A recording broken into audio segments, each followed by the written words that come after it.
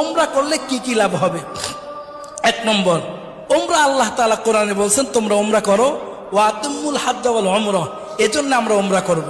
দ্বিতীয় নম্বর ফজিলত, নবীজি হজের আগে ওমরা করছে, এজন্য আমিও ওমরা করব। তৃতীয় নম্বর, যেই ব্যক্তি ওমরা করবে ওই ব্যক্তি নবীজি বলছেন সে যেন আমার সাথে সাক্ষাৎ করলো, সুবহানাল্লাহ।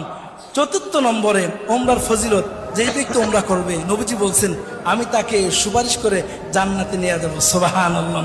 পঞ্চম নম্বরে, ওমরা করতে গিয়ে আমরা বাইতুল্লাহতে নামাজ পড়ি, 1 রাকাত নামাজে 1 লক্ষ রাকাত নামাজ পড়ার সওয়াব পেয়ে যাব, সুবহানাল্লাহ।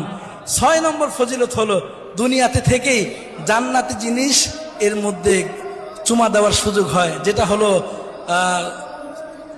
আসওয়াদ পাথর, হজরে আসওয়াদ, এর মধ্যে চুমা দেওয়ার সুযোগ হয়। 7 নম্বরে, ওমরা করলে জিন্দেগির গুনাহ মাফ হয়ে যায়। 8 নম্বরে, ওমরা করলে দোয়া কবুল হয়। 9